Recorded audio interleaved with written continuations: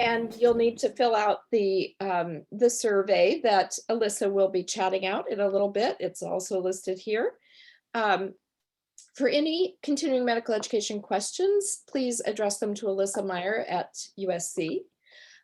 For any substantive content questions, we'd like you to use the Q&A tab on the bottom of your screen. If you have operations questions, please do not chat them to the group. Please send them to albert1030@berkeley.edu. And Albert, please chat that out.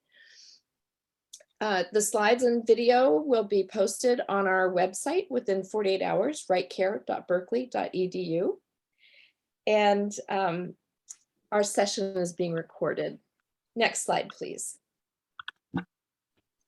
I neglected to thank our sponsors, which is just because I want to get right to the content, but let me just say that we are so very appreciative of our amazing health system and academic partners, as well as the California Department of Public Health, our University of California partners, our mothership, UC Berkeley School of Public Health, Center for Health Outcomes and Innovation Research, the LA Department of Public Health, our University of California partners across the state, schools of medicine, pharmacy, public policy, as well as USC and Stanford. We want to thank the California chapter of the American College of Cardiology for their partnership, the Stroke Awareness Foundation, and the Health Trust, as well as our biopharma supporters, Johnson & Johnson, Novo Nordisk, Amarin, Boehringer Ingelheim, and Amgen. Genentech's logo somehow isn't here, but yes, Genentech has been a longtime supporter, and we're so appreciative of the incredible work the biopharma community has done to save us in this pandemic as well. Next slide, please. I have been working on clinical quality improvement since I was a pre-med at UC Davis and discovered that I'm allergic to all antibiotics. So I shifted to health policy, went to Harvard for a couple of years and really got a taste for using data to drive public policy. I worked 20 years with the state of California and also with the state of Washington, working on public policy, and started this work at the state of California. Then through our partnership with the University of California, went to UC Berkeley School of Public Health, where the professors helped lead this work. In particular, I want to thank Steve Shortell, the Dean of UC Berkeley School of Public Health, for many years in helping to shape this work. Next slide, please. So the reason we are gathering today is in part of the genesis of this work is that my mother died of a stroke when I was just 15 years old. And I've been really interested in learning how to improve quality ever since. Only through our women's writing group did I learn that in our research that we were doing together over the last year, and thank you, Noel, for leading this work, I learned that 1 in 20 women already by age 45 have direct clinical evidence of atherosclerosis. And this is something that we need to be prioritizing to give these women preventive treatment and help avert the early heart attacks and strokes. Next slide, please. So our Right Care Triangle is the way that I actually first connected with dear Dr. Carolyn Clancy, who will be with us speaking in just a couple minutes, because she helped me with this when she was the director of the Agency for Healthcare Research and Quality more than a decade ago. Thank you so much, Carolyn, for encouraging me early on. Next slide, please. So today we will have a gathering of amazing women, and we will be led off by Carolyn Clancy. And introducing her will be Katrina Taylor, who is the Chief of Health Information and Statistics for the Chronic Disease Control Branch of the California Department of Public Health. Next slide, please. So Katrina and I think when we first met, it must be a good decade ago or so, at the Sierra Health Foundation, we were just immediate spirit sisters in this work. And I just feel so blessed to be working with her. Katrina is, in addition to being a PhD in health policy analysis that she received from St. Louis University, she also has a master's in public health from Meharry Medical College and a BA in biology pre-med from Fisk University.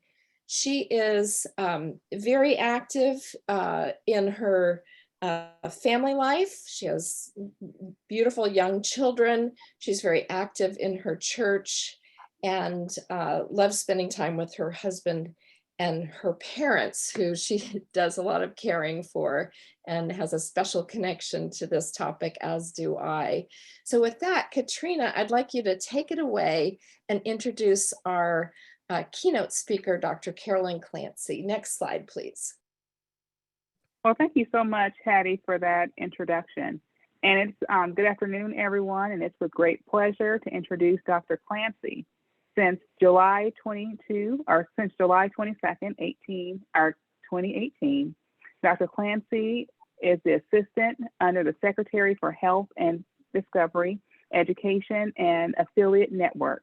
Prior to her current position, she served as the VA Executive in Charge. Dr. Clancy also served as the Deputy Undersecretary for Health for Organizational Excellence, overseeing the VA performance, quality, safety, risk management, systems engineering, and oversight in ethics and accreditations programs.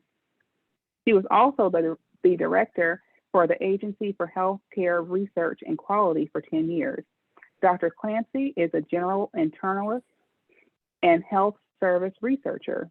She graduated from Boston College and the University of Massachusetts Medical School. She holds an academic appointment at George Washington University School of Medicine and serves as a senior associate editor for Health Services Research.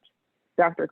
Clancy is an accomplished author who has contributed to 8 academic textbooks and authored and co-authored various articles. She served as a member of the National Quality Forum Board of Directors, as the chair of the Agency for Healthcare Quality and Alliance, and served on the Board of Governors and Patient-Centered Outcomes Research Institute. Dr. Clancy is an elected member of the National Academy of Medicine and was presented with the 2014 Quality Champions Award. Thank you so much, Dr. Clancy, for being with us today, and we truly appreciate your presentation for today. Well, thank you, Katrina, and you're definitely like at the top of my list when I feel comfortable traveling enough out to the other coast. But very much appreciate your introduction. And anyone who's been a spirit sister with Hattie Henley, who I consider a force of nature in making good things happen, is someone that I want to know better. So really appreciate it. And I'm really honored to be with you all today. It's kind of interesting, as someone long interested in women's health. I'm a primary care doc by background. So to be honest, I've had patients who presumed I was a women's health doctor, although I did have to tell them when it came to delivering babies, I did not have that training, except as a medical student and so forth. But I somehow thought we were doing better in women's cardiovascular disease, but I'll tell you a family story in just a moment. So I think it's really terrific. And in addition, we've started to take a serious look at this within the Veterans Affairs Department. Next slide. So what I want to talk about today is heart disease in women broadly, and really what this means for women veterans. For those of you who are thinking, you hear VA Medical Center and you think a lot of older white men. That's true, there are. However, there are Also, a growing number of women. Women comprise a growing percentage of the active duty military and the fastest growing segment of our population. So I would say 10 to 12% of our patients now are women. And it's far more diverse than the, oh yeah, I remember being in a VA, it's all a lot of old white men. It's a lot of young people too. And not quite California level diverse, but on its way to reaching that, which I think tells us who's serving in the military and so forth. I want to talk briefly about some VA research on heart disease and secondary prevention, and also a little bit about some innovations. My job really consists of leading in three areas. One is research, another is academic affiliations, because we train, oh gosh, 60 different disciplines of healthcare professionals. It's like mind-boggling. And no, I'm not going to list them all off because I actually could not. But that includes a third of US medical residents every year. But the most fun part of my group is the healthcare innovations people. So more on that to follow next. So I believe that this would be a painting of Cape Cod, which I really like. My family had a house there for quite a few years. It was growing up outside Boston. It was our go-to place to go to the beach and so forth. Love where I live now, but the idea that it's 3 hours to get to the ocean just doesn't like really compute for me yet. Anyway, I was up there visiting this past November, gorgeous, gorgeous weekend, and my sister and my aunt and I went for a walk.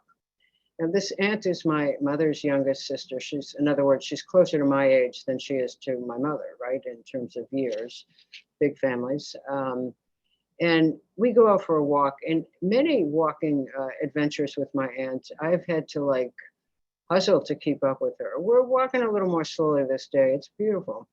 And she stops and kind of bends over, and I'm thinking she's like got a muscle cramp. And she said, I can't catch my breath.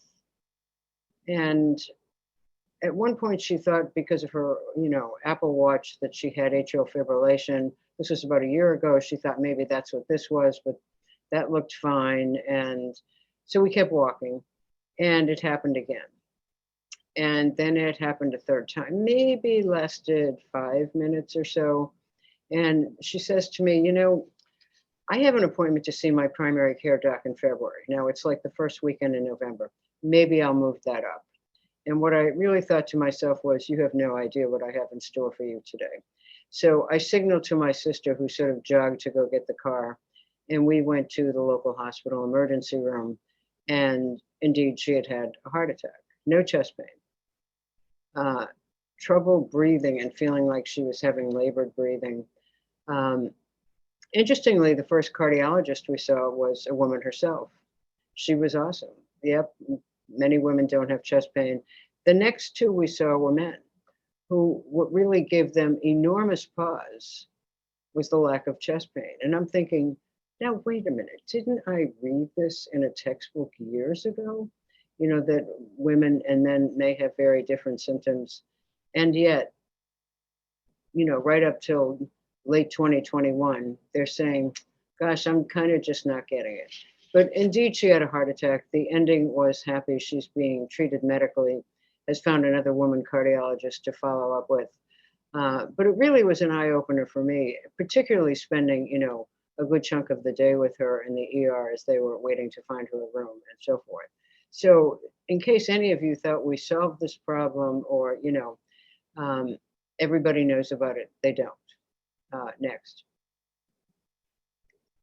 So heart attack symptoms in women can be subtle and they can be confusing. For many women, it is chest pain or discomfort, but women may also experience an arrhythmia, more like pressure in the chest, cold sweat, extreme fatigue, shortness of breath, and so forth, vomiting or nausea. Now, men experience many of these things as well, but don't be necessarily expecting that women and men are going to manifest exactly the same way. Next. So interestingly, while many women are very, very concerned appropriately about breast and cervical cancers, heart disease is actually the #1 cause of death. and by several orders of magnitude. And I think many, many women do not appreciate that. So just from the American Heart Association, heart disease and stroke cause 1 in 3 deaths among women annually, more than every cancer put together. More than 1 in 3 women have some form of heart disease. And a lot of these events actually can be prevented. Next. So, a call to action. I told you that women were a fast-growing population. There will be over 2 million women veterans by the year 2025. Women veterans have a high prevalence of traditional cardiovascular risk factors, hyperlipidemia, diabetes, hypertension, and so forth. You probably will not believe this, but among veterans that we serve, all 9 million of them, the smoking rates have dropped quite dramatically just in the past several years.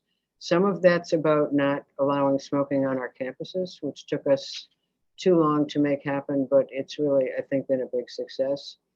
And women veterans also have a high prevalence of what might be called non-traditional cardiovascular risk factors. For example, 40% have suffered from some kind of military sexual trauma. 10% are homeless, which I consider a tragedy. You know, our secretary often says, you know, if there's a couple of words you should never hear linked in the English language, it would be homeless veterans, people who put their lives on the lines for us and don't have homes. And very clearly, more research is needed about cardiovascular disease in women veterans. Next. So the rapidly growing population of women veterans represents a very specific at-risk population with characteristics that set them apart from their male counterparts, as well as their civilian sisters, with regard to cardiovascular disease risk factor and recognition, diagnosis, treatment, and possibly even outcomes. Next. So just to go through the risk factors, veterans have higher rates of obesity than the general population. I was reading about a recent presentation about obesity from, you know, sort of the Secretary of the Army. And, you know, one of the things I've heard people say here at VA is, you know, I kind of don't understand why so many veterans are obese. At one point, they were in great shape, basic training and all that. So, like, what happens when you leave? In fact, the prevalence of obesity among active duty and veterans pretty much tracks the general growth in the US population in terms of the rates of people who are overweight or obese. So this has caused a recruiting problem for the Army. It causes lots of challenges in terms of trying to help those who are serving now or those who've been discharged to deal with this issue and so forth. Women veterans also outpace the general population for diabetes in every age group. And almost 40% of women veterans between 45 and 65 have hypertension.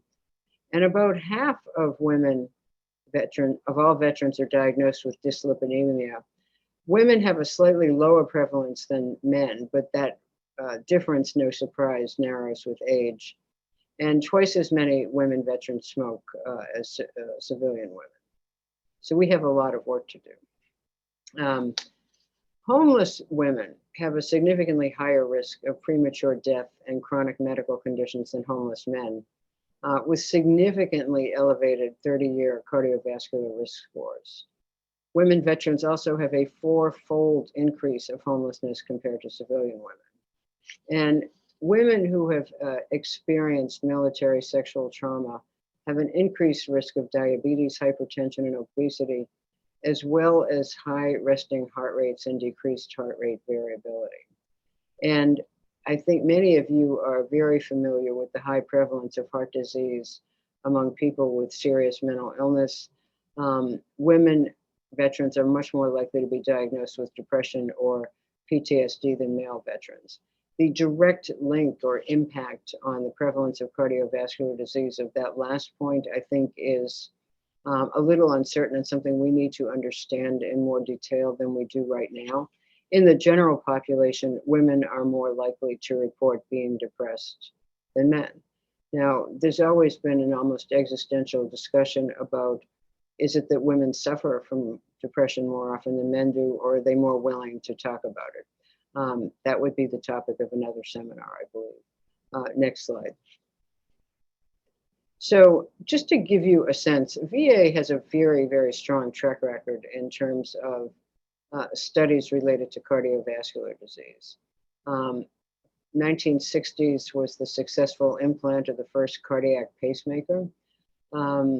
In 1970, the landmark, groundbreaking VA cooperative study showed that treating moderate blood pressure prevented or delayed the onset of catastrophic health conditions. We'd known from epidemiology for a while, right, that hypertension was associated with strokes and an increased risk of heart disease and so forth. What was less clear was that treating that same hypertension would make a difference, and indeed it did. In 1996, the American College of Physicians develops clinical practice guidelines on cholesterol screening. We internists were not looking all that hard before. 2007, a trial called Courage, and who does not love cardiology heart study acronyms? I mean, they're phenomenal. Gusto, Crusade, this one was Courage. The angioplasty and stenting do little to improve outcomes for patients with stable coronary artery disease who also receive optimal drug therapy and undergo lifestyle changes. Now, lifestyle changes are hard. We know that when patients trust their doctor and believe their doctor is credible, that they're more likely to make serious, compelling efforts to address lifestyle changes. What's shocking to me is if you look at, in the US population, people who have invasive procedures, how often they stop taking medicines. For some, that may be a financial toxicity, so to speak. For others, it may just be a belief that they fix that problem and I'm done. And then in 2015, the SPRINT study found that lowering blood pressure reduces the rate of heart and kidney disease. Next. So now, fast forward to the pandemic. We have a colleague out in St. Louis, Dr. Ziad Al-Ali, and they are like completely crazed. I know how to reach him anytime because he's working all weekend and really, really obsessed with the phenomenon of long COVID. And they found that one of the very important complications of COVID-19 infection include increased risks for heart attack, heart failure, blood clots, and stroke. And those with COVID were 55% more likely than those who did not experience COVID to suffer a major cardiovascular event such as heart attack, stroke, or death. Who saw this coming? Early on in the pandemic, I remember reading that virologists were already worried about post-acute sequelae. And, part of me thought at the time, oh my God, we're dealing with an overload of acutely ill, desperately ill people. We'll worry about that later. But they were right. But even they did not actually predict that heart disease might be likely. Those who have had COVID are 72% more likely to develop coronary artery disease, 63% more likely to have a heart attack, and 52% more likely to suffer a stroke. This kind of brings a new meaning and dimension to the phrase long COVID. And trust me when I tell you, Dr. Al-Ali and his team are, working around the clock to look at many, many different manifestations. Next slide. So one other unique asset that VA has is something called the Million Veteran Program. Now, what I find most remarkable about this program was I read about it for the first time in around 2005 or 6. And the reason I read about it in the newspaper is there was a controversy. This was around the time the country of Iceland said, well, we've decoded the genome, of course. Everyone who lives in this country will contribute their genetic material to a registry for the country so that we can learn smarter and faster and get to precision medicine. Those weren't their words. But, this was celebrated. Here's VA trying to do the same thing. And I'll just say this was more than a little controversial. So efforts were paused, dramatically paused for a couple of years. And the whole effort was reframed as a partnership with veterans. And I have been blown away how many times I've gone to speak at a veterans meeting in a fairly remote area. And I'll ask, how many of you know about the Million Veteran Program and how many of you are enrolled? And I usually see hands raised at about 70 or 80%. This is quite a achievement. But what we're trying to focus on is the role of genetics in risk factors, obesity, diabetes, lipid levels, and so forth. Genetic factors linked to heart disease risk and whether they're different among African Americans and Latino women, and which sets of risk factors are the best predictors of certain forms of heart disease, so that we can get closer and closer to really tailoring unique treatment based on patients' individual genetic profiles. This is not happening this calendar year, but I do think it's on the near horizon. Next. So some of our researchers at the medical center in Charleston, South Carolina, found that women veterans are less likely than men to receive statins for cardiovascular care. And the study included data on 700,000 plus patients with diabetes. Women veterans had a 14% lower odds of being prescribed statins when compared with men. And women were also 10% less likely than men to be on high intensity statins. Now, this is not a unique VA phenomenon. When I was at ARC, we supported an analysis of multiple components of United Healthcare, pretty much found the same thing. The patterns were different in their individual organizations, but across the board, women were less likely to get effective treatment. Next. So secondary prevention then becomes very, very important. Ultimately, we would like to do far, far more in primary prevention, but the women who depend on us for care now are actually, very much depending on us, to talk about antiplatelet therapy, diet, exercise, cardiac rehab, which, by the way, we can do with people virtually. I kept asking my aunt, who is in cardiac rehab and loves it, well, why can't you just do it, turn on the computer? She couldn't find a place that did that. Cholesterol, as well as diabetes management and smoking cessation. Obviously, no one addresses all of these issues all at once, but just wanted to give you some sense of how we're framing this issue. Next. So we have a cardiovascular work group, and I should have framed this by saying that one of the great strengths of VA, and we have challenges like every healthcare organization, but we're huge, so we have scale.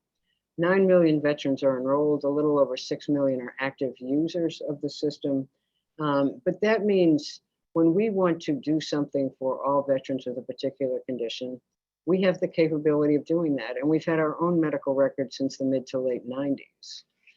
So for example, when the Johnson & Johnson vaccine was reported to, cause or be associated with certain highly unusual blood clotting events in women of reproductive years, we could identify those women rapidly and reach out to them and let them know about symptoms they should be worried about and so forth, which I just thought was amazing. At that moment in time, that was about 5,500 women that we knew had gotten the J&J vaccine.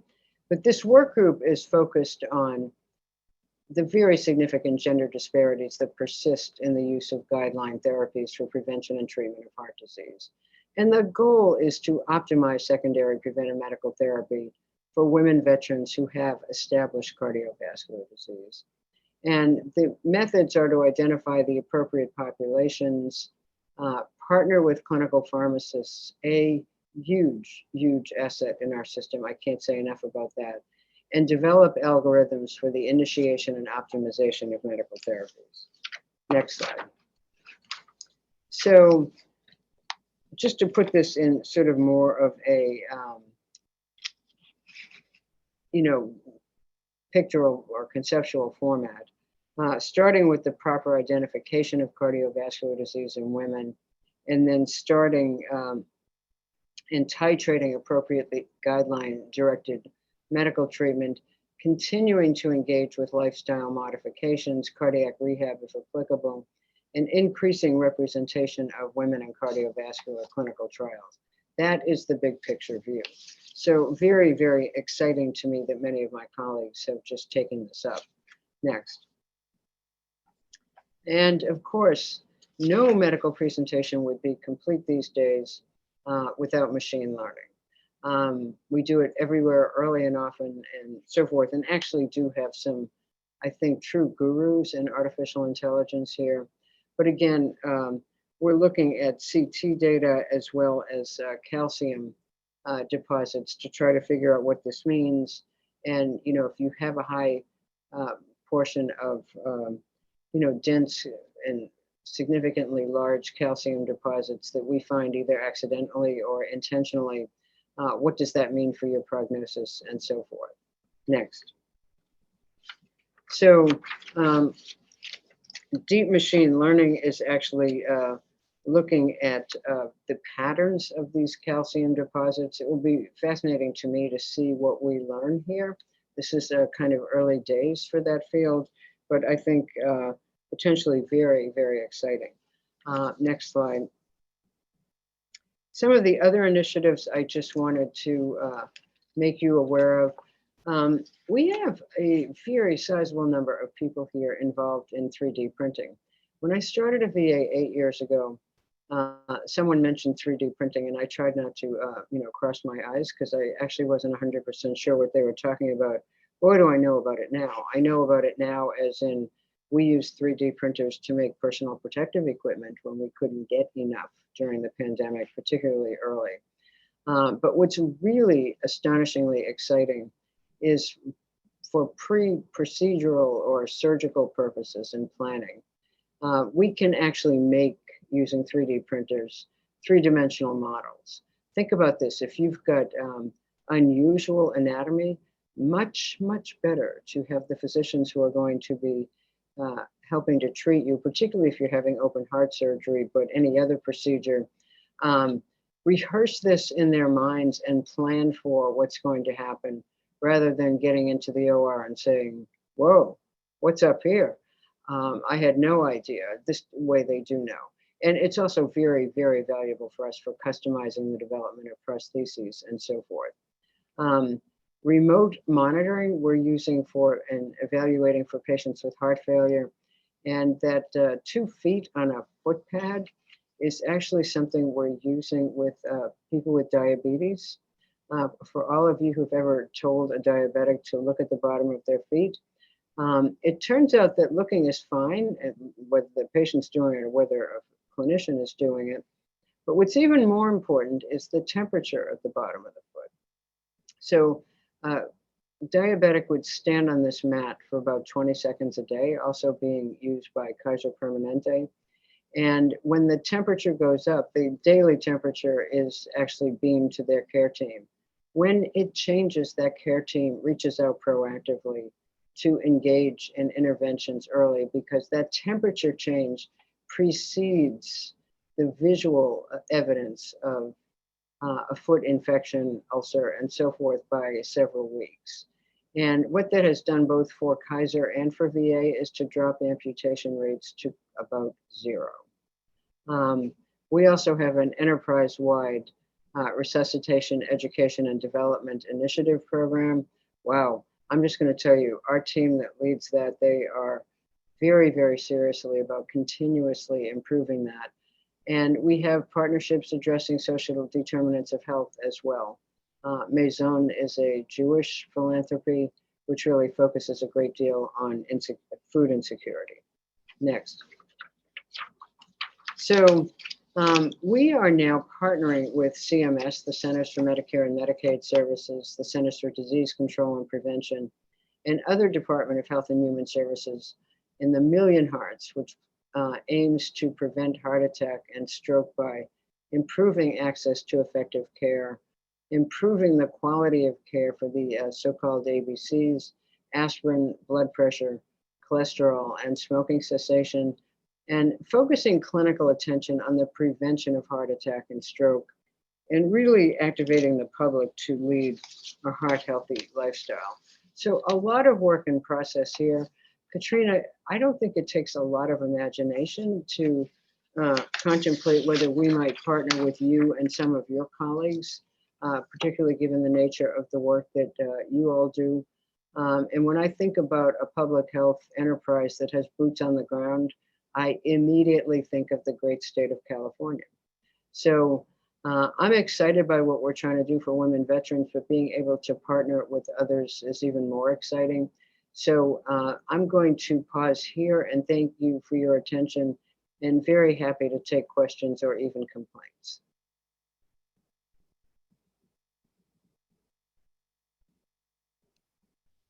Thank you for that fantastic presentation. I was taking notes madly about future things that we would like to learn more about, such as the high resting heart rate for women veterans. Maybe you could say a couple of words about that while Dr. Bairey Merz starts to curate other questions from the group. I don't think, this is like a finding that we don't have a context for, right? Why are we seeing that? Does it reflect more anxiety? It probably won't shock you that it has taken a number of campaigns for us to try to make VA a friendlier place for women. And unsurprisingly, that has turned out to be easier in some facilities than in others. Not because I don't think most people are actively mean to women, but they don't think, right? They think of veterans as men. And by the way, women veterans are far less likely to say, I served and I'm proud of it. I mean, they're not exactly sure where they fit. So it's not infrequent that we hear people say things like when they went to the pharmacy to get their medications, the pharmacist says, well, hey there, beautiful. Are you here for your boyfriend or your dad? Now, I'm sure you can bet your bottom dollar that pharmacist thinks he's being really friendly. Never mind that he is totally disrespecting this woman's service and so forth. It is, I guess it's analogous to catcalling, right? It's just, so we're working on that very diligently here. But whether that translates, this kind of repeated microaggressions, if you will, into increased resting heart rate, I just don't think that we know.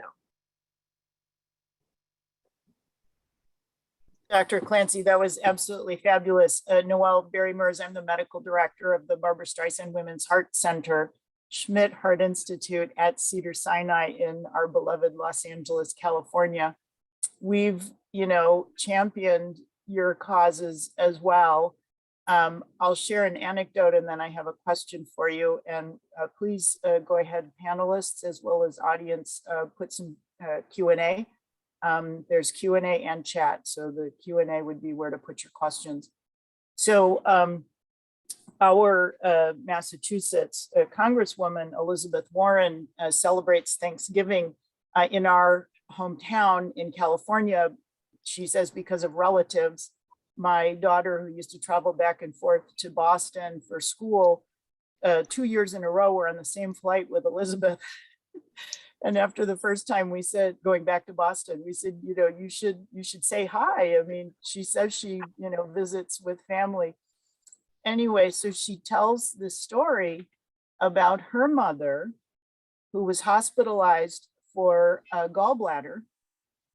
And she was post-op day 3, passing gas, to be discharged. Elizabeth said to her mother and father was going to stay to drive the mother home. I'll see you at home, and left. And her mother sat up in bed and said, there's that pain again,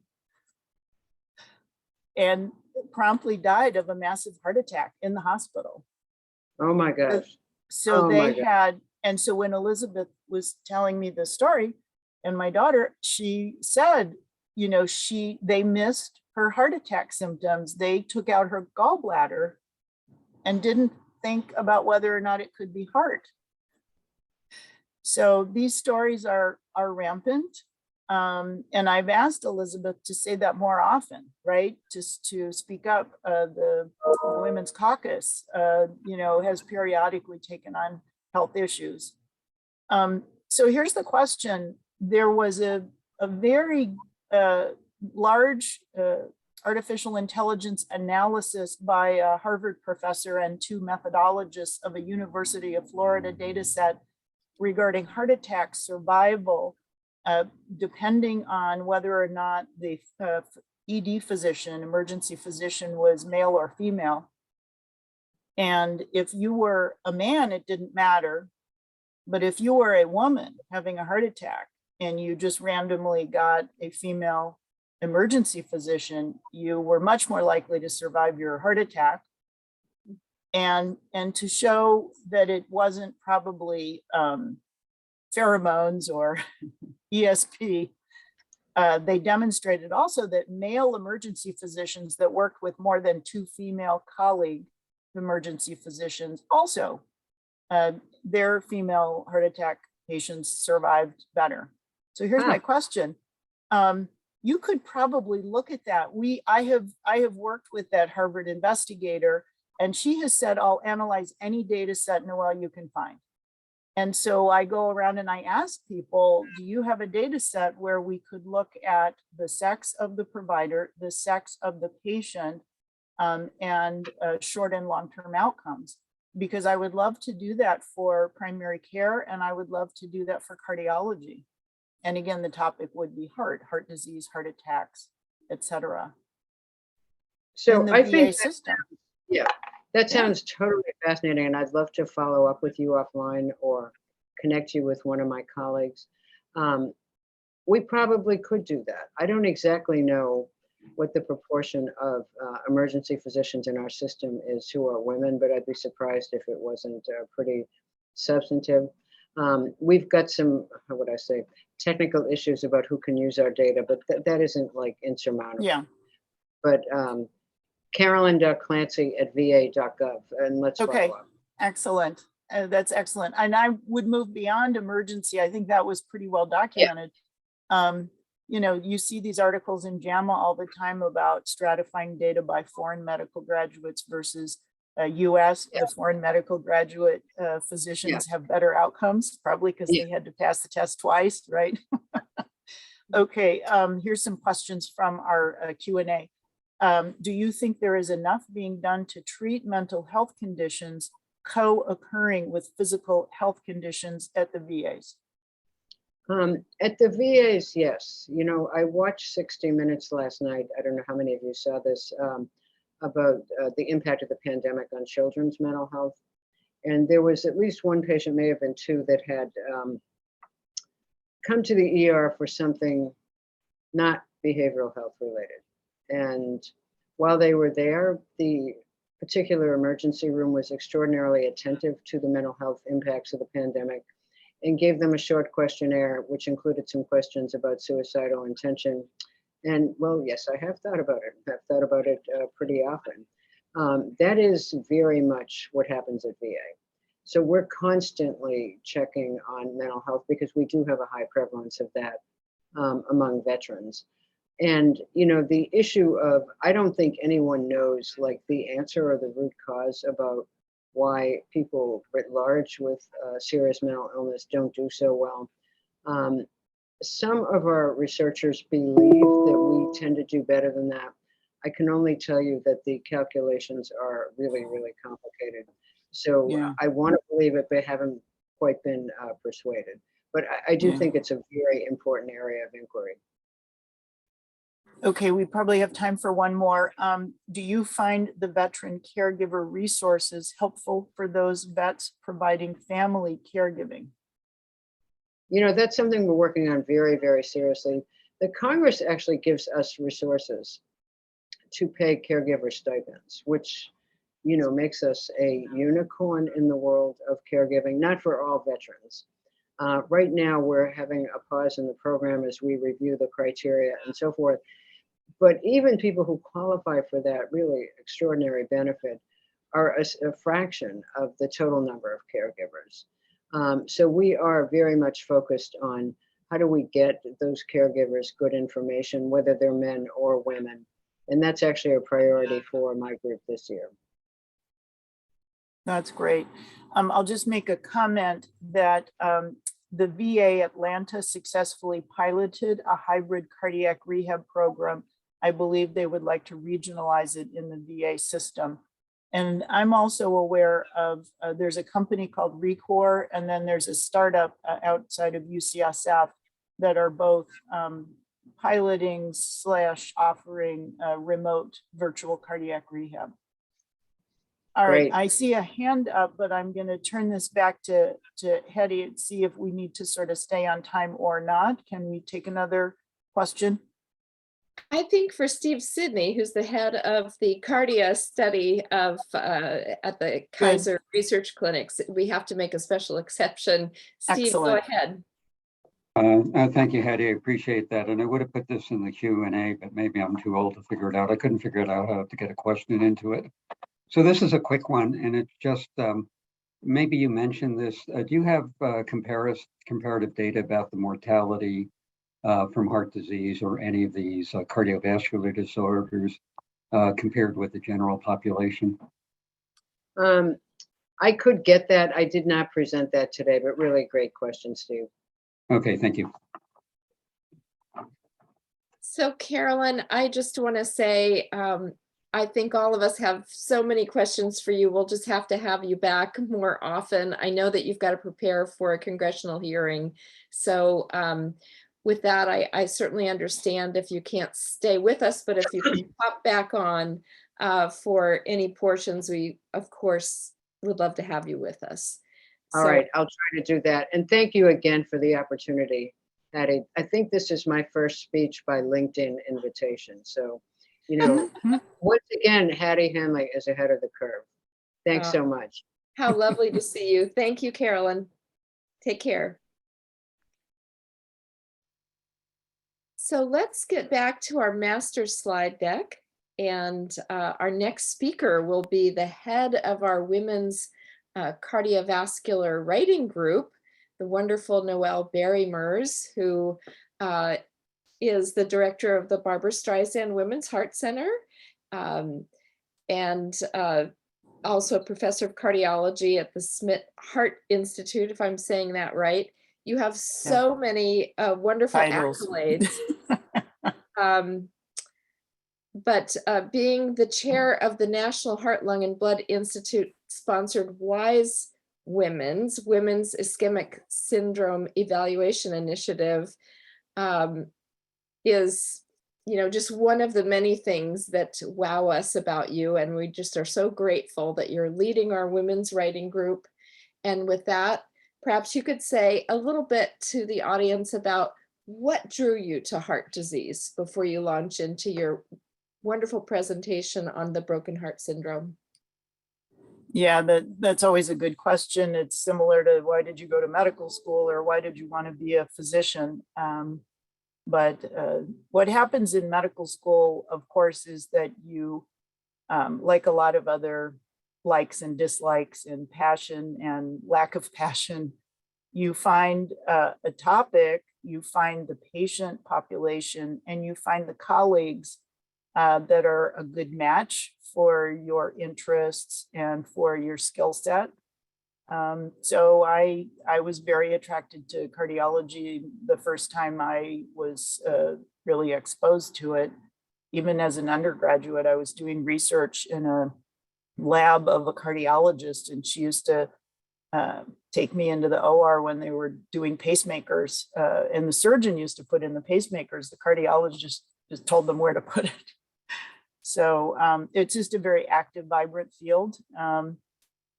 A relevant question is, you know, why women's heart disease? And part of that was, as one of the few women in cardiology, that was something that you were kind of allowed to study, and nobody was fighting you for it.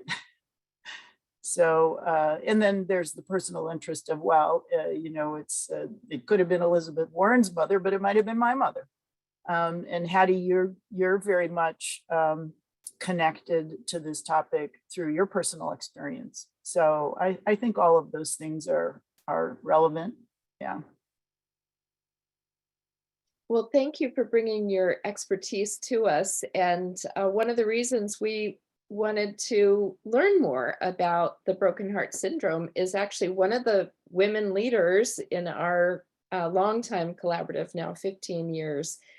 She actually suffered from this right after losing her a dear family member. And so we'll learn more about it from you here. If Albert, you could share Dr. Bairey Merz's slides, that would be wonderful.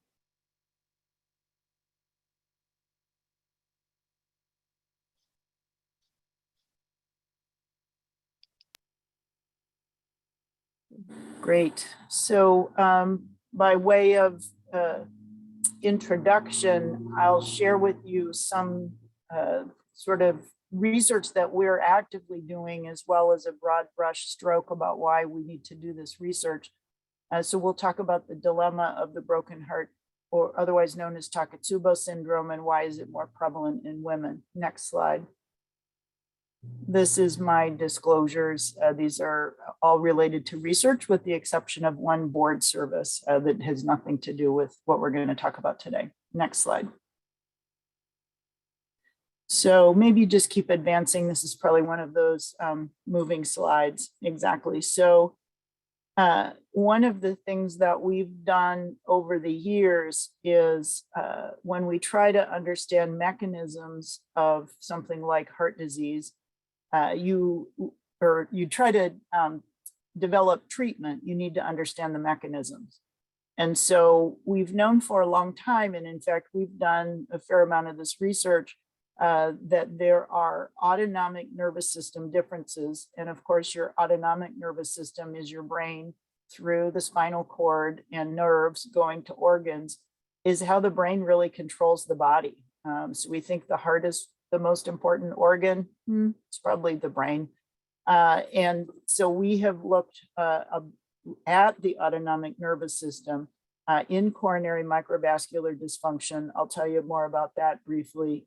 Then postural orthostatic tachycardia syndrome, called POTS, and then the Takotsubo syndrome that we're going to evaluate today. Next slide. This is an example of coronary microvascular dysfunction. And again, it was really an enigma for people until we and others started studying women.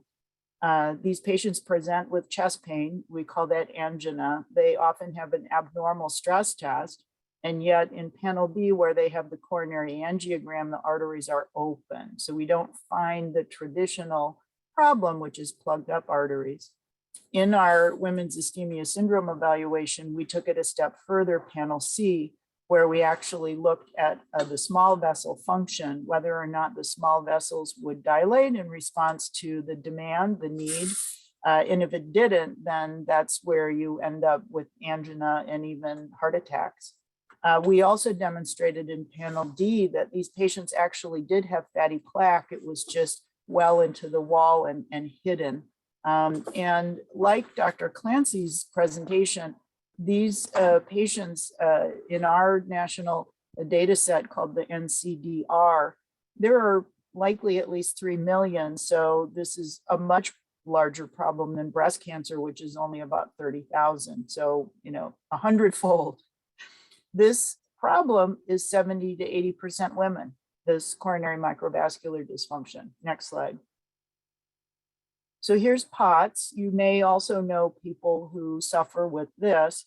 The diagnostic criteria are that when someone stands up, instead of feeling fine or maybe transiently lightheaded, they're sort of persistently lightheaded, and they have a persistent elevation in heart rate. So again, think of those veterans, females that we just talked about in Dr. Clancy's presentation. They will have a persistent tachycardia, and it's very distracting. it doesn't kill people, but it's a quality of life eroder. It's the most common dysautonomia. It is due to probably excessive beta adrenergic stimulation. Again, that's your autonomic nervous system, and possibly also increased cardiac norepinephrine. Dr. Clancy would be particularly interested in POTS because it's 80 to 90% women.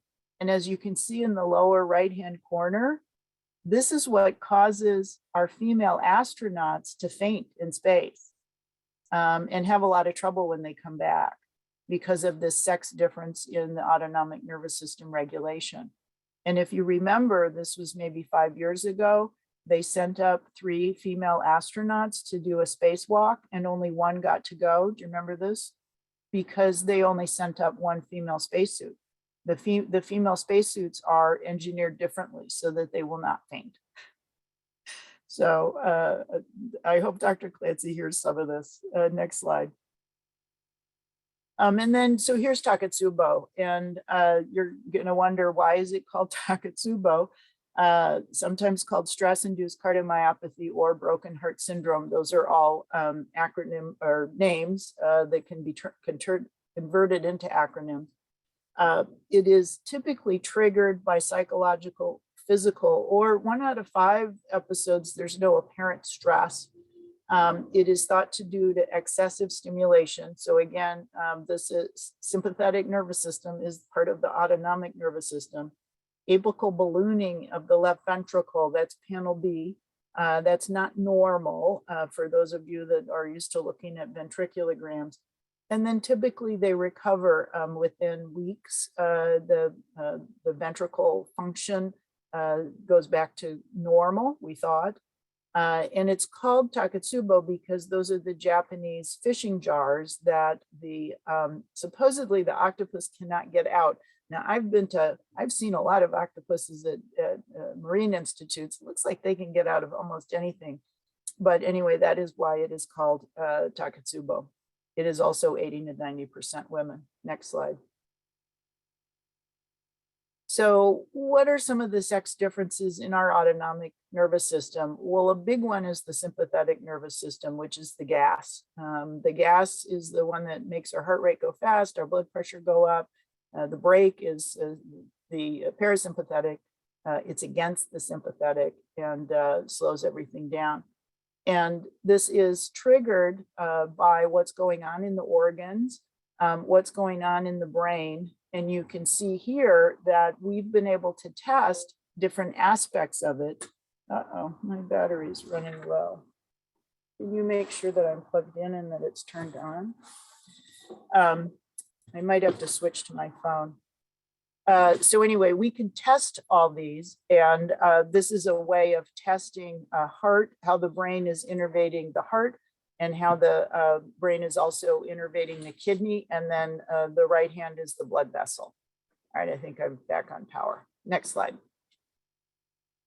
So these are studies done at Berlin Heart by some pretty cool investigators, pharmacology investigators.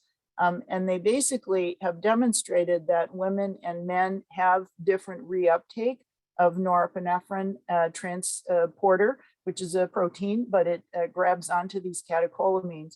And women are more likely to have these persistent levels and therefore more frequent coronary microvascular dysfunction, more frequent POTS, and then more frequent Takotsubo, which we're going to talk about. Next slide. This was just another example of how he really teased this out. This Berlin pharmacologist, he can do a ganglion blockade. Next slide.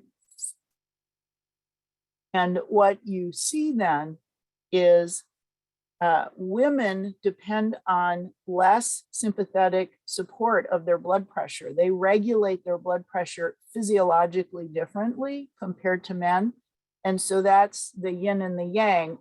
They have less hypertension as relatively young women, although that's now being debated, but that's historical understanding. And then the yang, the bad news is then they're more susceptible to these surges because they don't have to deal with them regularly. Next slide.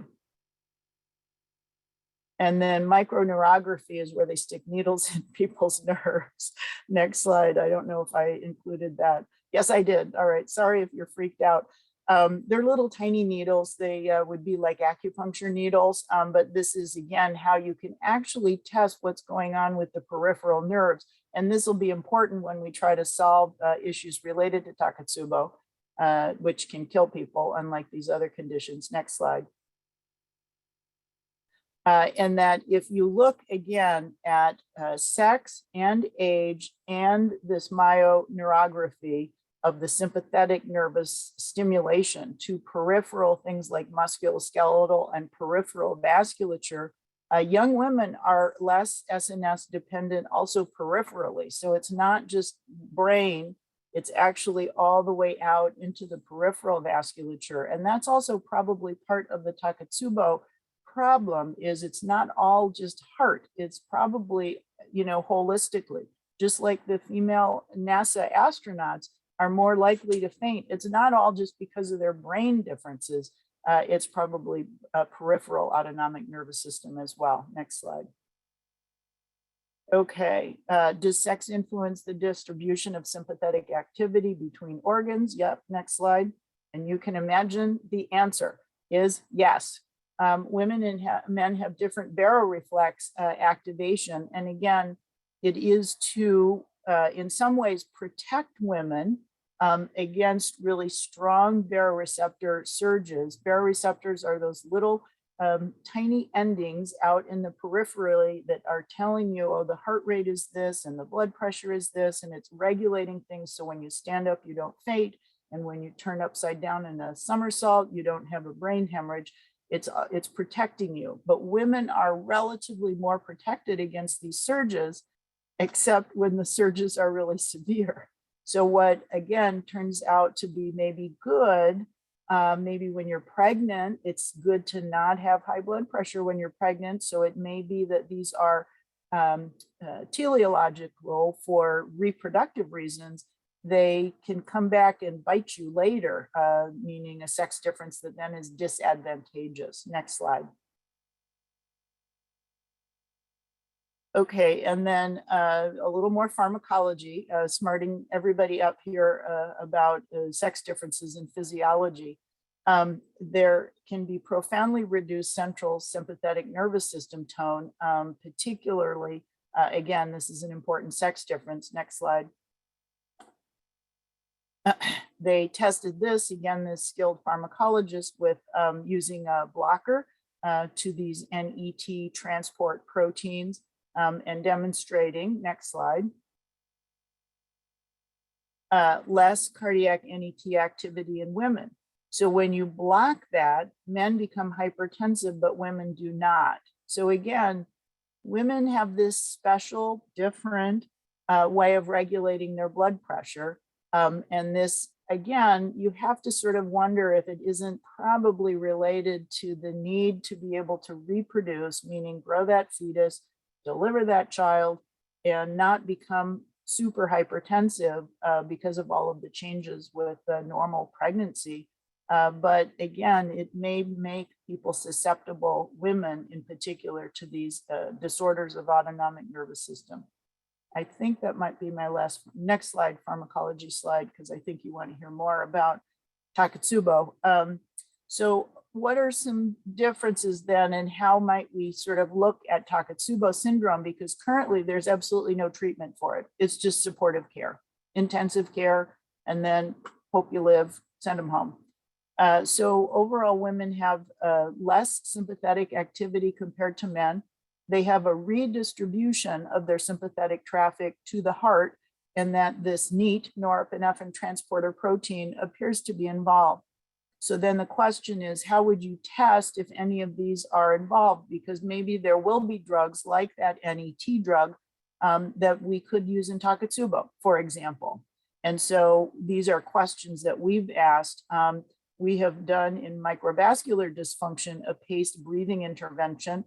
In POTS, I told you about the female spacesuits. I helped actually on that panel to really demand that they make those spacesuits, because the women kept fainting and they kept saying, well, they're just not fit, or, you know, they should have done more exercise. And you were like, no. So then Takotsubo syndrome would be, you know, would this be a treatment target? Next slide. So why is Takotsubo more prevalent in women? Well, you can see our thoughts. We think it probably has to do with sex differences in the autonomic nervous system. Once again, there's the octopus pot that the Japanese say that's how they catch the octopus. So I still don't fully understand that. Next slide.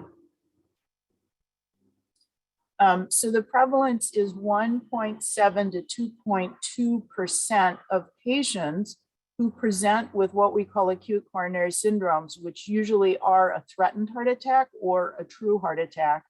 And they were subsequently diagnosed with Takotsubo. So 2%, 2 out of 100. So it's not highly prevalent, but it is has an acute mortality that's comparable to a heart attack. So 1 to 5% will die.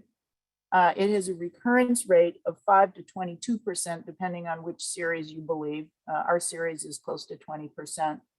And it has a morbidity that now is being recognized. So even though the pumping function recovers, half of all patients, when asked and or tested, have compromised cardiac function.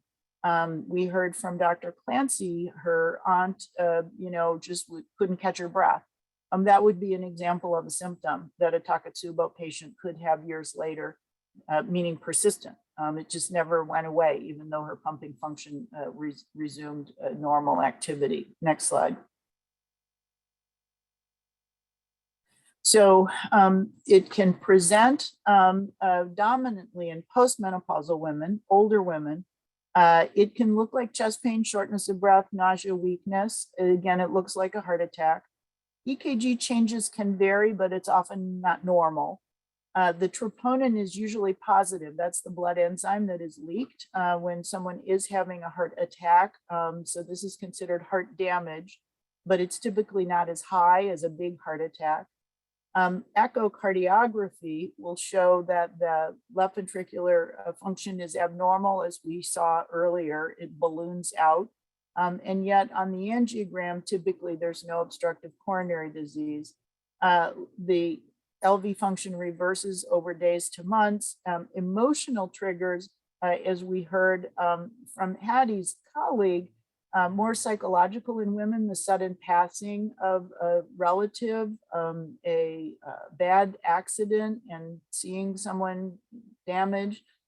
Men typically are more commonly triggered by physical stress, so intensive care unit, urosepsis, also triathlons. Some of those sudden deaths in triathlons are Takotsubo. So you can see the emotional triggers are listed on the left and the physical triggers are listed on the right. Next slide. So it is thought to date, the research is suggesting that catecholamine, that is the sympathetic nervous system agent, catecholamines are the gas, and that it's due to an abnormal response to these surges in catecholamine, and it can cause direct myocyte, the cells of the heart, injury. It can cause coronary vasospasm, and it can cause microvascular dysfunction, again, which is those small vessels in the heart that you typically can't see with your naked eye. And then that constellation is the cardiomyopathy. Next slide. Why is it more prevalent in women? There's actually two speculations. One is that, as we reviewed in our sex differences in the autonomic nervous system, men appear to be biologically protected against these kinds of surges. The sympathetic adrenergic innervation is different, as we reviewed, and that sympathetic adrenergic receptor density, so the receptors that are going to catch these catecholamines, and the NEAT is going to transport it back so you can use it again. These are all higher in men compared to women, so the surges are probably not as impactful. And that the autonomic stress response is just basically different. The other explanation, and both of these could be true, is that men are biologically less resistant against the stress, that they, because of their own issues of possibly having other comorbidities, they may die from the LV dysfunction in the field, in the acute phase. And because sudden death is clearly more frequent in men. So if they can't get to the emergency room, they can't be counted as a Takotsubo. It's hard to diagnose this as a postmortem. And the other thought, which is also true, evidence is that in general, women are better at cardiomyocyte repair. So it's possible that they're, that the men are dying either in the field or in the intensive care unit. Women recover more rapidly and we get to study them more. So we don't have the answer to these two questions, but it is the subject of research. Next slide. So what are knowledge gaps, and this is how you get grants funded, particularly with our National Institutes of Health, the VA, as well as our DoD. We don't really know why women are predominantly impacted. We also don't know which sex and gender variables could be contributing. For example, our preliminary data demonstrates that over half of our Takotsubo patients that are confirmed Takotsubo have some sort of sexual trauma. And so this will be an important thing to be inclusive of veteran populations, which are clearly also enriched for sexual trauma. We don't know about recurrence.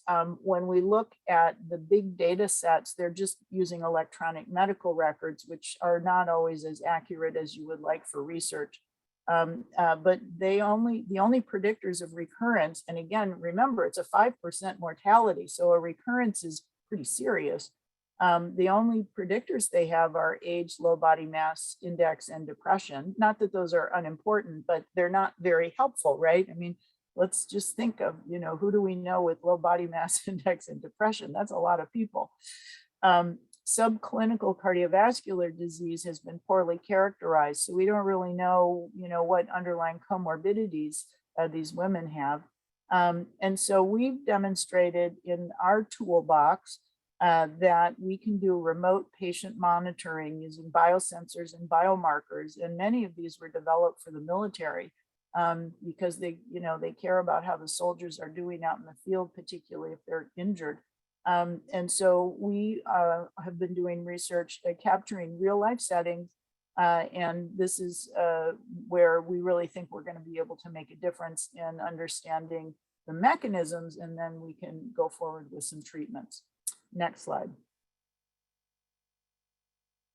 So this is our Schmidt Heart Institute Takotsubo registry.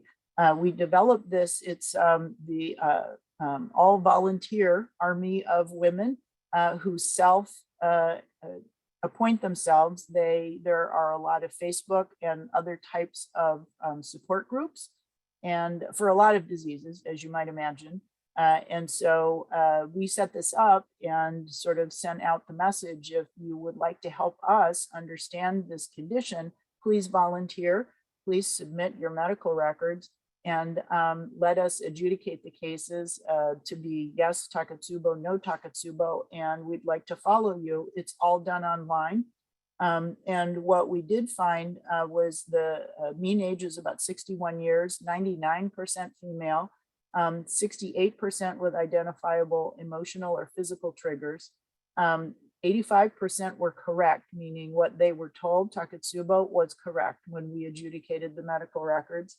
And there you can see then 50% with a history of childhood trauma or abuse, 60% PTSD.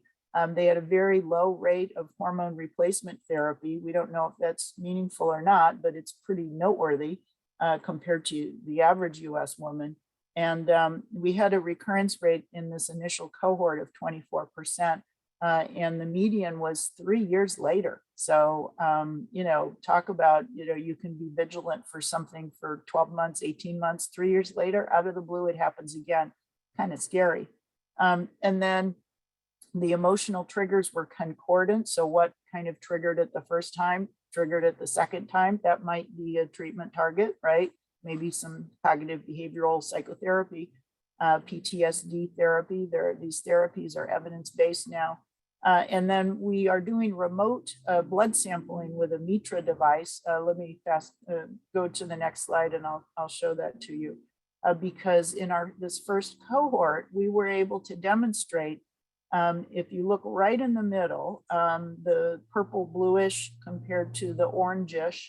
The orange was our reference controls and the purple was our patients. No, it's the other way around, excuse me. That they look really different. They're proteins, they're circulating proteins in their bloodstream. And in particular, many of these proteins are related to the immune system. And there are, surprising to me 10 years ago, but now it's not so surprising anymore, there are really tight connections between our nervous system and our immune system. And when you start thinking about, every time you finish something that's really stressful and you get a cold, you start to understand, connections between your neurologic, autonomic nervous system and your immune function. All the way on the left is that fingertip device. It's a quantified volume. So unlike blood spot, you actually know the percent of proteins and the milligrams or micrograms per deciliter. So you can actually quantify the proteins. Next slide. So anyway, let's conclude. Sex differences in the sympathetic nervous system contribute to patterns of cardiovascular health and disease, including CMD, that's the microvascular dysfunction, POTS in the Takotsubo. Our pilot study results suggest that there's sex and gender variables, including hormones, the sympathetic nervous system activity, and microvascular dysfunction, as well as behaviors that will provide denser phenotyping so we can understand these mechanisms. And the ongoing work is evaluating, SABV is our National Institutes of Health policy now, which stands for sex as a biological variable, and GASV as gender as a sociocultural variable. And these turn out to be critically important variables that have been ignored for decades in research to the disparity of women, as we saw in Dr. Clancy's presentation. So it is hopeful on the part of NIH is if they add these variables to the rigor section, rigor is, how reproducible is your research, that we will likely be more inclusive of women, and we will be better aiming at what we call personalized medicine. So the right treatment for the right patient at the right time, rather than kind of the shotgun approach that we have now with so many of our therapies. So I will close with that, Hetty, and I'm happy to take questions if we have time. We definitely have time, and we have a question in the Q&A.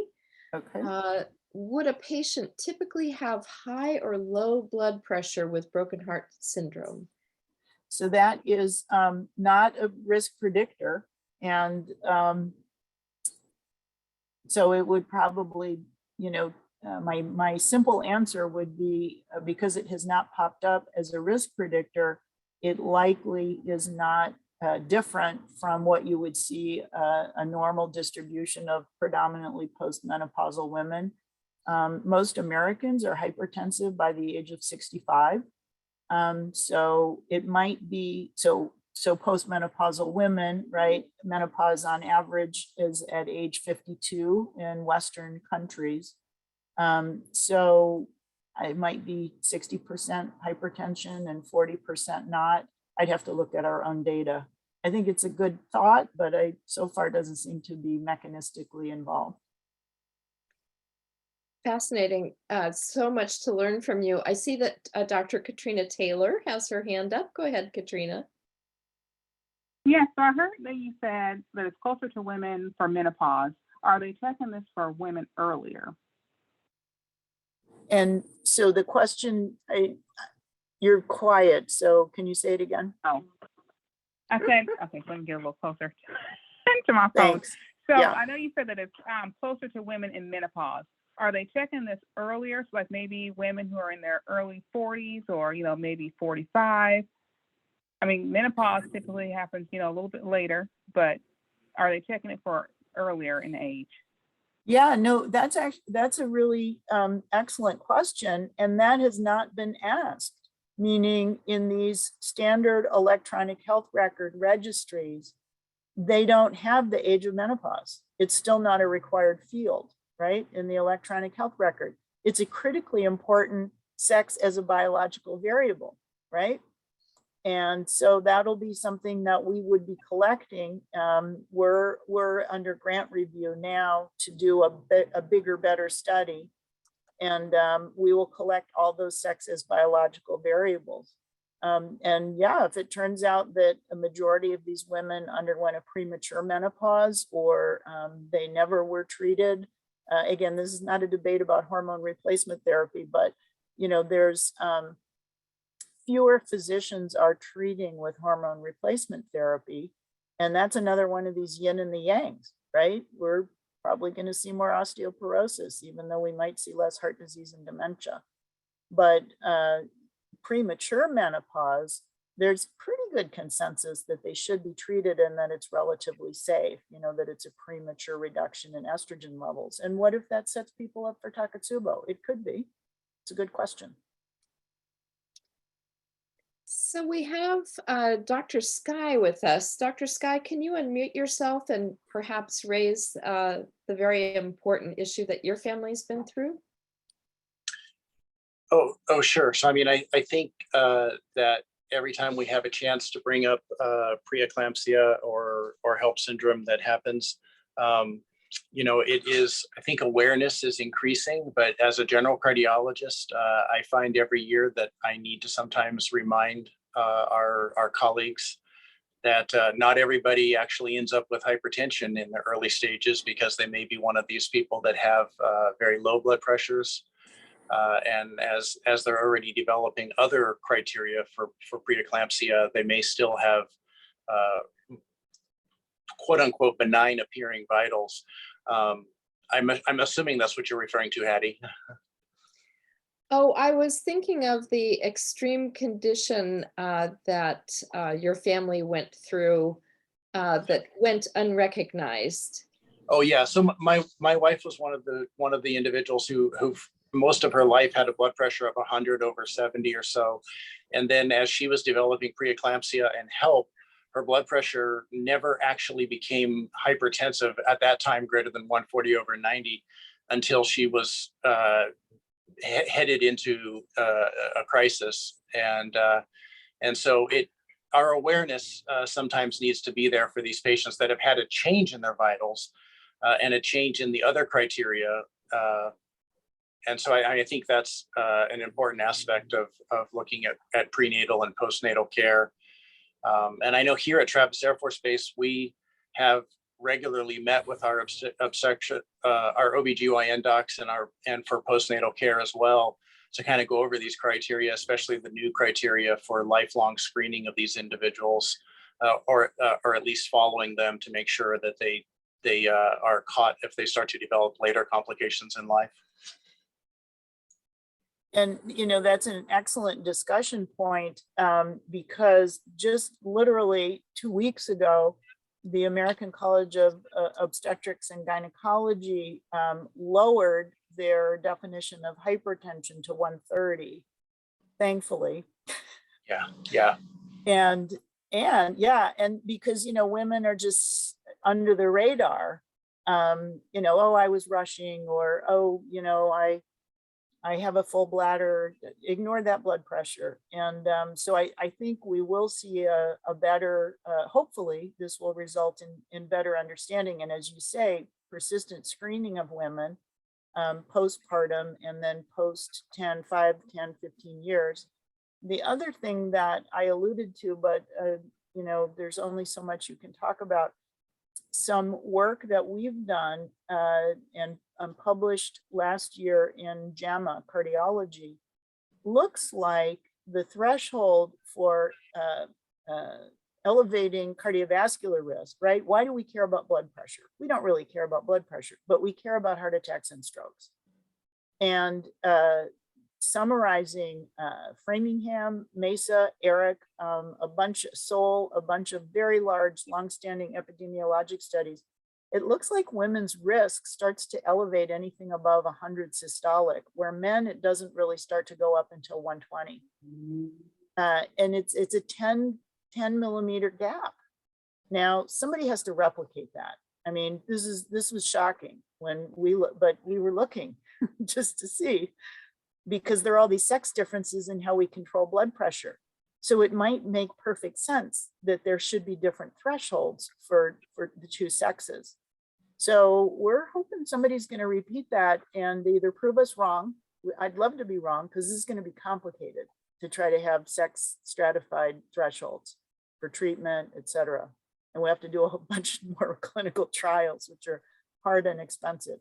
But anyway, that's an excellent comment. And those are the kinds of things that are happening with good old boring blood pressure.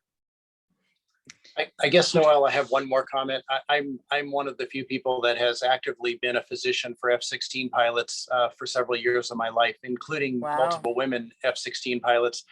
And I just feel like I have to speak up on their behalf sometimes, in that it's such an interesting data set when we look at some of the data you presented. And then I think of some of the female fighter pilots that I personally flew with that tolerated G forces, up to 9 Gs just as easily as their male colleagues, with absolutely no trouble whatsoever.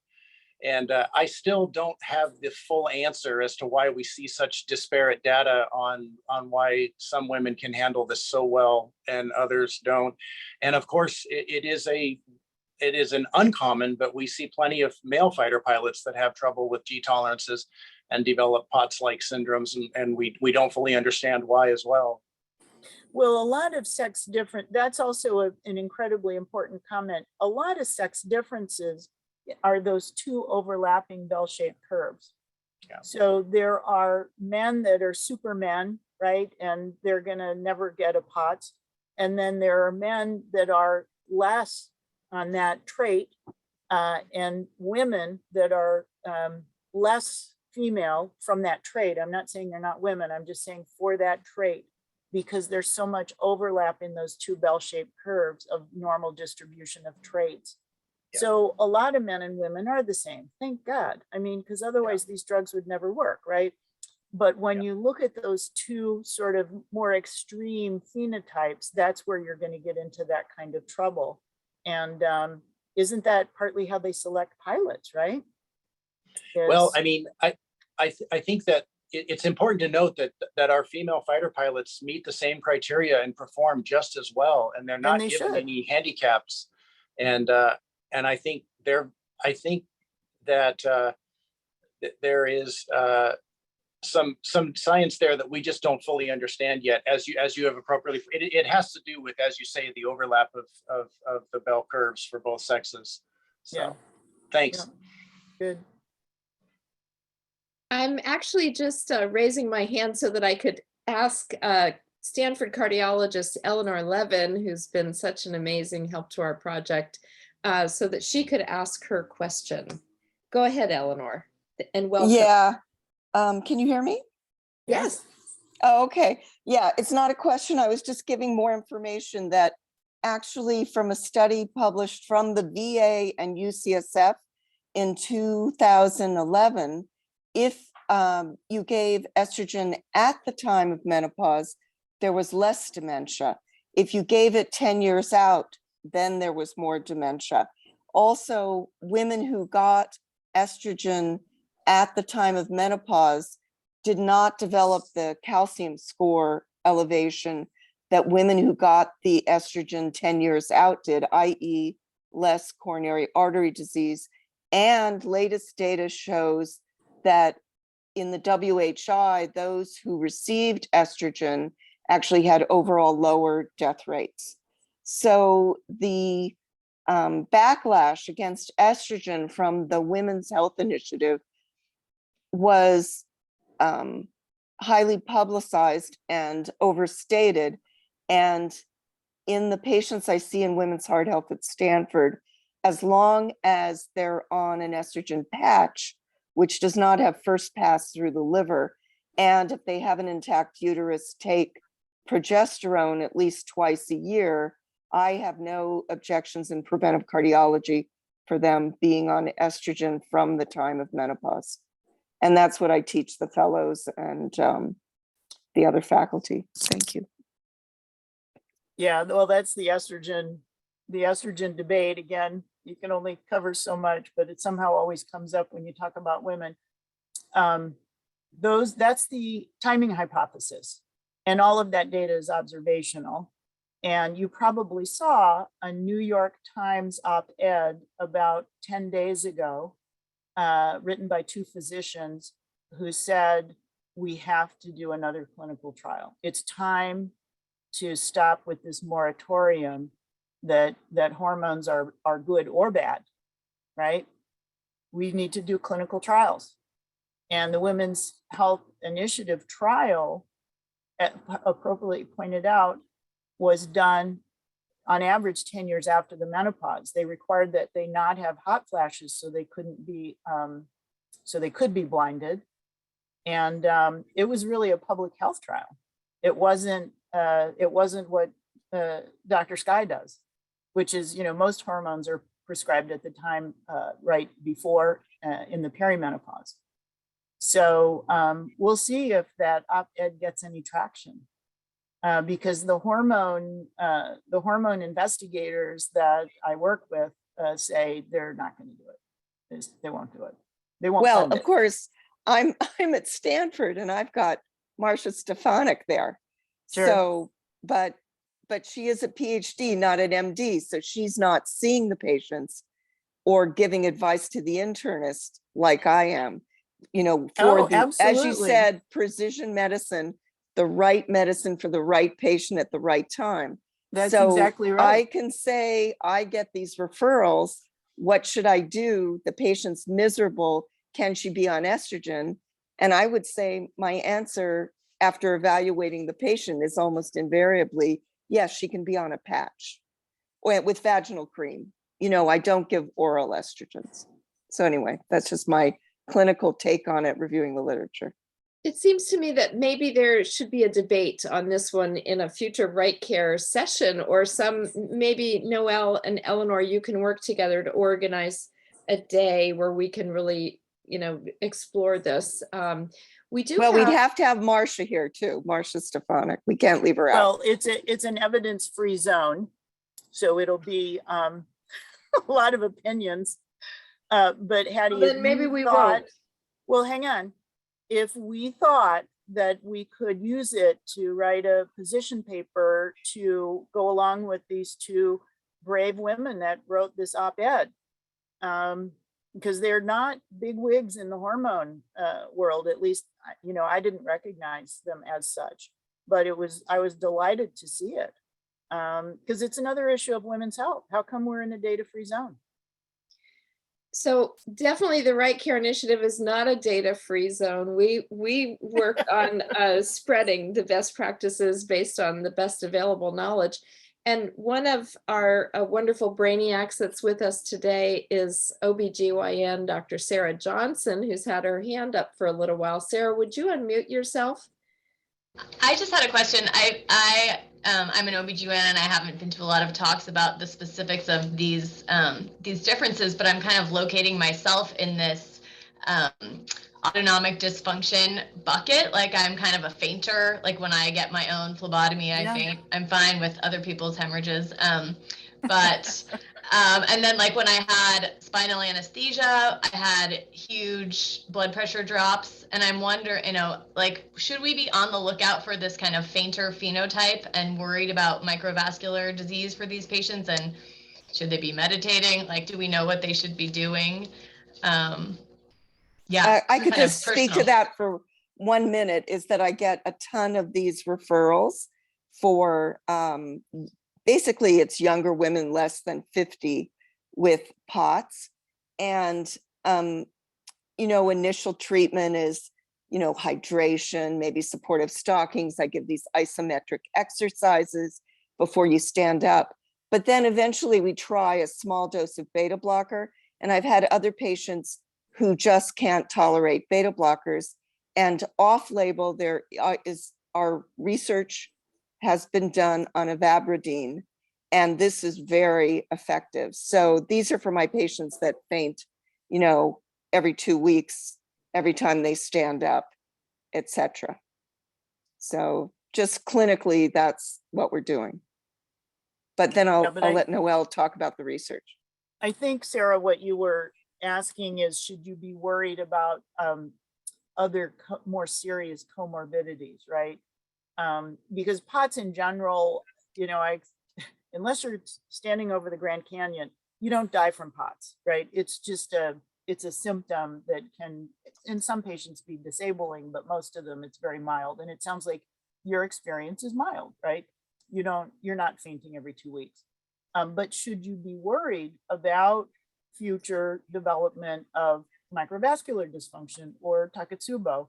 And the only reason I lump them together is that they are phenotypes that are more prevalent in women, that we have been able to identify the autonomic nervous system as being different and possibly in some way related. And that's where I really relied on that Berlin pharmacologist, because he did, they're just very mechanistically driven, the pharmacologists, and they can tell you exactly where the problem is. They're like pathologists. So whether or not that those are lumped together, meaning whether or not those phenotypes lead to one to the other, I can't say.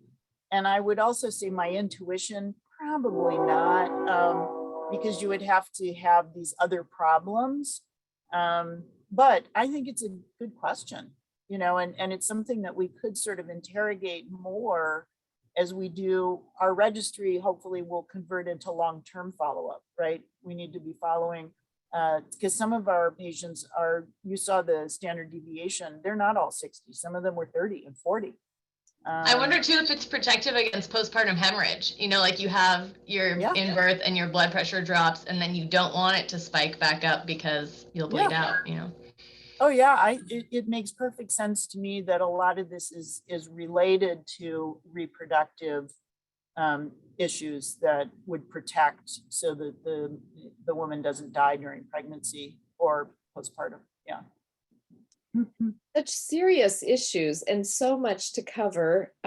We have convened for almost 8 months now a group of brilliant women to jointly write a brief to help bring critical issues forward, with Dr. Noel Bairey Merz leading the effort. Noel, could you walk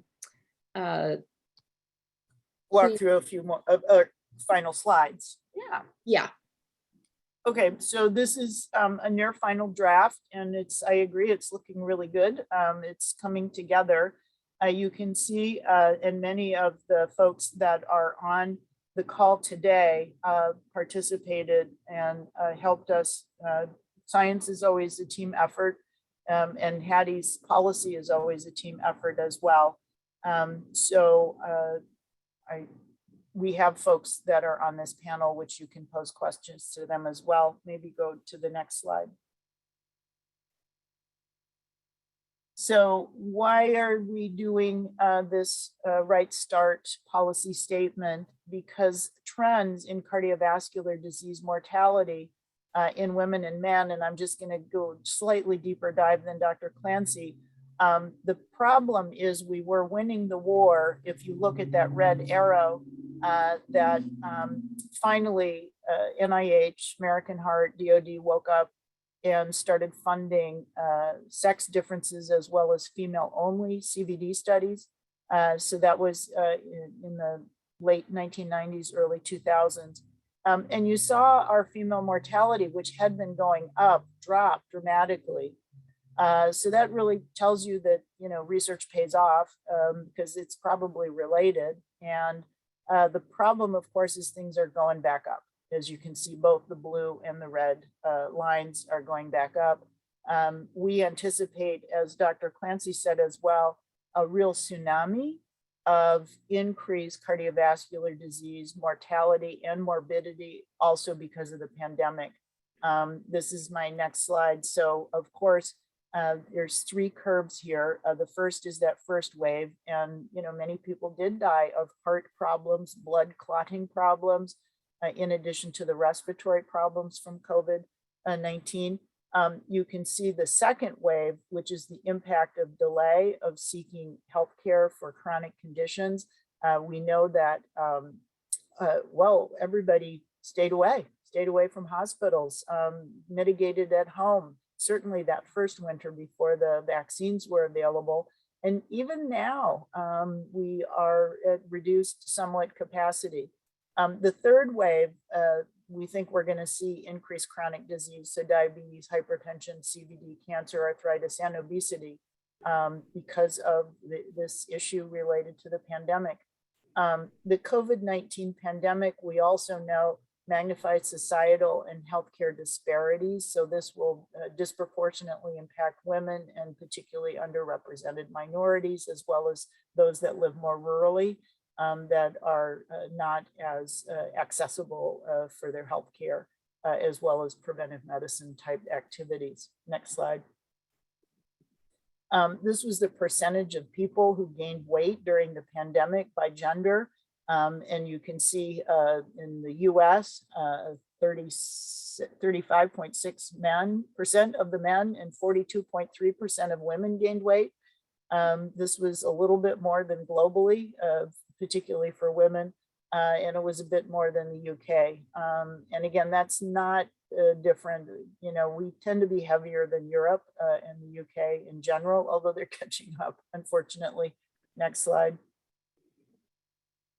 And a larger share of women have gone without healthcare services during the pandemic. And this was particularly women in fair or poor health. This is self-rated data from Kaiser Family Foundation. But you can see men overall compared to women overall, women deferred a lot more care. There's complex reasons for this. They're often taking care of everyone else.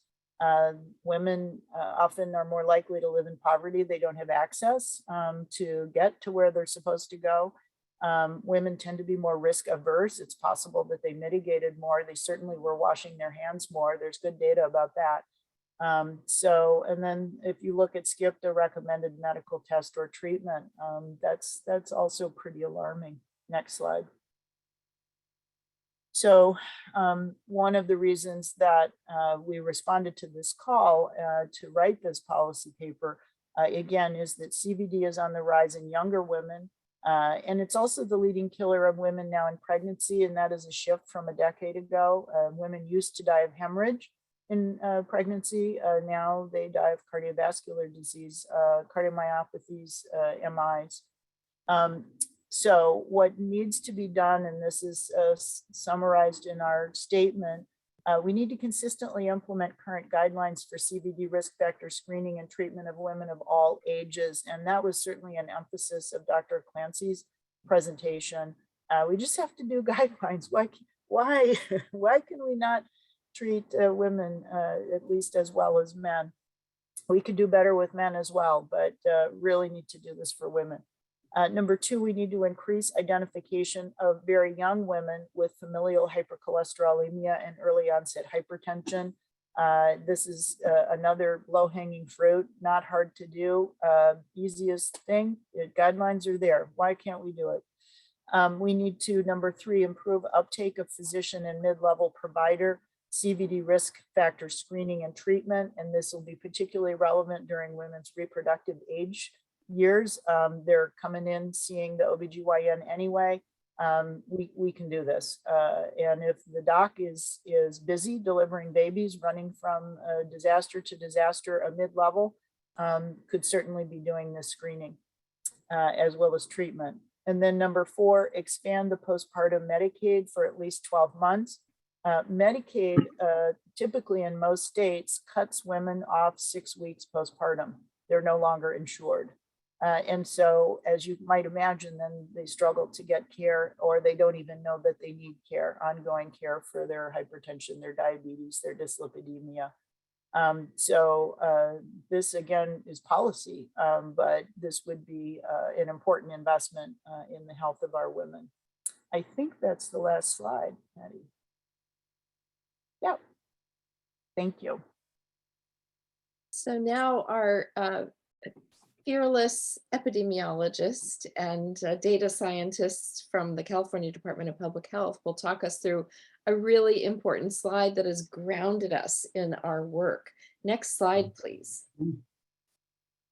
Okay, so on this slide, we really talk about age stratified crude death rates per 100,000 women in the US. And I want to say that Noel and Dr. Clancy did an excellent job with talking about the disparities and just the prevalence and rates of morbidity among individuals diagnosed with cardiovascular disease. But what this table is really telling us is that, you know, in 2019, the total cardiovascular disease mortality rates were higher than those rates for breast and cervical cancer combined for women ages 35 and older. I'm on my end, moving my cursor around as if you all can see it. But when we think about younger women and cardiovascular disease, they're really being impacted by cardiovascular disease mortality rates. So if you see here, it's at 12.8. When you look at breast cancer and cervical cancer, they're a lot lower. And then it just continues to increase with age, which is kind of expected, but we really have to start paying attention to this younger group and how they're being impacted by cardiovascular disease death. Next slide, please.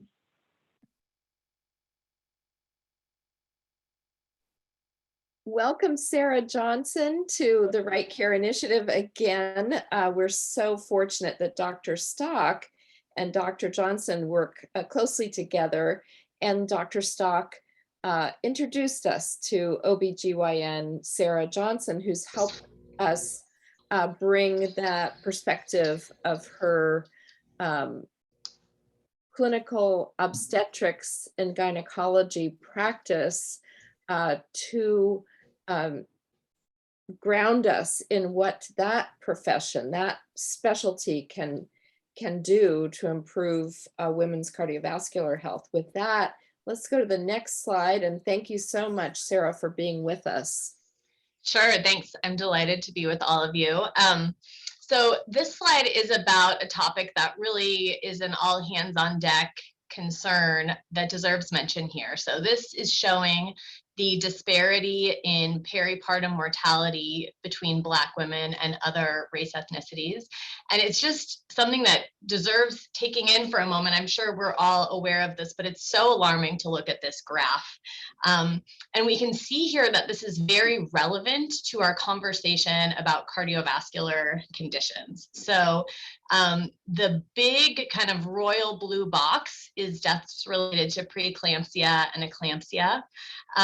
As Dr. Bairey Merz, I think, mentioned, hemorrhage is a cause of mortality that's getting less and less. And then we have this postpartum cardiomyopathy condition that's also a big contributor. So cardiovascular conditions being a big contributor to this really unconscionable and alarming disparity that we're seeing.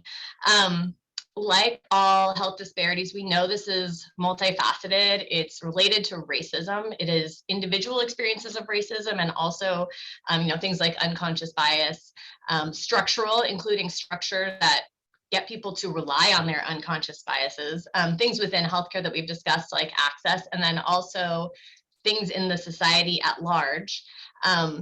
Really important to realize that this disparity has to do with the experience of being a Black woman in America, not just access. In fact, the disparity is the most pronounced at the highest levels of educational attainment and income. So this is really not a proxy for socioeconomic status. And we know, as part of this conversation too, this is really a life course issue. We're looking here at the tip of the iceberg, a moment in time when people actually die. But we know that the number of people experiencing conditions that don't result in mortality and experiencing risk factors for these conditions is humongous and really isn't something that will be addressed in the hospital during labor and delivery, but is sort of an all of medicine issue. A quick note of encouragement: in California, contrary to national trends, maternal mortality has been decreasing in the last few years, as has the disparity between Black and white outcomes. And part of this is due to interventions targeting cardiovascular outcomes, in particular hypertensive crisis in the hospital, really relying on guidelines, which if you think about it, are something you would expect to help with disparities because they don't put pressure on people in an acute situation, either a hemorrhage or a 15-minute office visit too, to rely on their unconscious biases. So that in California, through hospital-based initiatives that have used guidelines to manage hypertensive crises, we've actually managed to move the dial on this disparity. We can go to the next slide. And these are some of the cardiovascular disease risk factors that can result in the outcomes we were thinking about around pregnancy and also future maternal and women's cardiovascular disease outcomes. And this is kind of what the fighter pilot doctor was speaking to, needing to come together across disciplines and with a life course approach to appreciate the significance of these conditions and really start to take them into account in our treatment of women so that we can target cardiovascular disease earlier on in the life course. Some of these are recognized by societies. For example, the Diabetes Society, I forget the name of it right this moment, but recommends that people who experienced gestational diabetes get screened every 3 years subsequently. If somebody had hypertensive disorders of pregnancy, ACOG recommends lipid screening 3 months postpartum. So we're getting somewhere with guidelines, but not all of these have been incorporated, and they're really important to think of as we appreciate a patient's global risk for cardiovascular disease. Gaps in this area include structural gaps in getting people connected to primary care. There are gaps in developing interventions to mitigate risks after pregnancy related conditions that are associated with cardiovascular disease risks. Most of the studies in that area have focused on small interventions or small studies of interventions targeting white women. So we need to expand the research there. Also thinking about patient engagement, understanding that a lot of these conditions have comorbid depression, really needing to treat the mental health aspect as well. But learning more about these elements and how we can use our knowledge to identify and support women earlier on who are at increased cardiovascular risk. You can move on.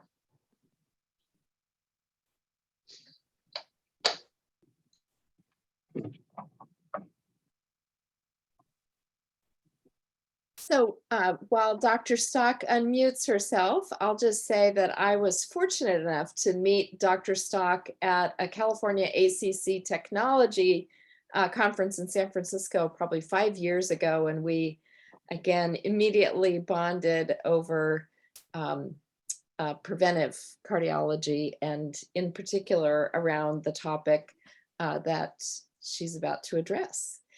Dr. Stock is a molecular cardiologist who also trained in endocrinology when she was studying in Chile. She then went on to do work at Harvard before joining UCSF. She can tell you a little bit more about herself because I don't want to read this bio. Next slide, please. Thank you, Hattie, for the introduction. And yes, since we met at that technology conference, technology has been part of our ever increasing our efficiency in healthcare and also providing new insights into our research. Like Dr. Bairey Merz was saying, machine learning is giving us new perspectives and helping us understand the molecular phenotypes of these patients, specifically pertaining to inflammation and dysregulation of the immune system. And I showed this slide just to give you a flavor of how extensive these cardiovascular risk factors are now recognized in women and how we can use them to better predict and treat these women as it pertains to young women. When you see this, the orange box there where it says other factors, more than the traditional risk factors. Adverse pregnancy outcomes, autoimmune disorders, chronic kidney disease, chest wall radiation, one we don't think about much, but that accelerates cardiovascular aging in the coronary arteries. Cardiotoxicity from chemotherapy are becoming treated specifically, and in the big medical centers, we routinely are helping palliate these or treat them early. Among the traditional risk factors, I want to bring your attention to smoking. And with Noel, we collaborated a number of years ago in a study looking at flight attendants' secondhand smoke. Although these women, the flight attendants, have decreased risk factors in general, they're lean, they have less physical inactivity, they're very active, and they do have increased cardiovascular risk. And the secondhand smoking is one that, you know, doesn't get talked about a lot, but has big impact. Women exposed to secondhand smoke, either at home or in their work areas. Smoking in women has decreased, and we think that that has something to do with a decrease in mortality, but we're seeing this up spike in mortality, especially among women 35 to 53 years old. They have, although it's only about 13% now, it accounts for about half of the death of MIs or cardiovascular risk. Also, women have a greater impact from diabetes than men.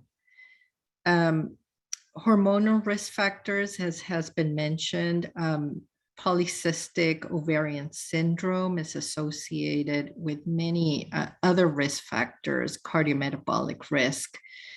And the social determinants of health, race, ethnicity, income, psychological risk factors such as depression, anxiety, loneliness, perceived stress, they're all feeding to this common disbalance in pro-inflammatory molecules that ultimately relate to endothelial dysfunction, accelerate the subclinical atherosclerosis, and ultimately lead to cardiovascular diseases. So it's important to recognize how we can benefit from early identification of these risk factors, the potential that we have for aggressive risk factor modification. And this is going to be key to lifetime reduction in cardiovascular risk for women. We can start with something as easy as in women recognizing these adverse pregnancy outcomes, and they're not added to the traditional ASCVD risk score calculations because they relate to the other risk factors, but they're present early in life. So that's important. They're particularly important in younger women as we try to predict bad outcomes. I think that's about it with this slide. Next slide. And this is just a slide that Hattie had commented on at the beginning. So as we try to predict which women are at risk, it's important to recognize that once you have a break-in, this is like living in a bad neighborhood, right? You have all these bad risk factors, and then you have a break-in, which is calcium. Calcium develops in the artery that has healed over time from atherosclerotic cardiovascular diseases. If this break-in occurs early in life, you are at increased risk. And already by age, before age 45, 20%, 5% of women, so 1 in 20 already have this. So if we can do the adverse pregnancy outcomes, traditional risk factors, and calcium score, we could probably be well suited to detect these early on and treat them and prevent increase awareness, increase our clinical care, and translate it into better outcomes later in life and life saved. Next slide. All right, and I guess this brings us to the end of our talk. Any questions, comments?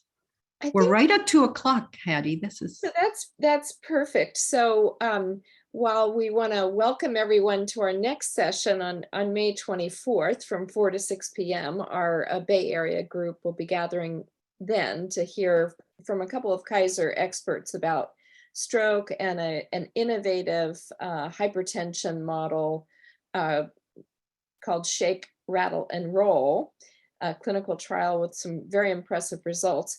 Why don't we take down the slides and just have a discussion about what we've been talking about, which is the impressive knowledge that we have that needs to be spread for preventing young women's heart attacks and strokes. So Noel, how about if you facilitate this session? I was about to type out, I have a hard stop at 2. So, sorry. Okay, But so it was we a great will session. carry on without you. Congratulations. Well done. Thanks, everyone. Thank you so much. Thank you. Appreciate it. And I'm sure that there are questions from the group. And I just want to first ask if any of the women's writing group wanted to add any flourishes to the discussion. And then I'd like to ask Steve Chen to relay his aunt's story. And if he is not able to do that, then I will.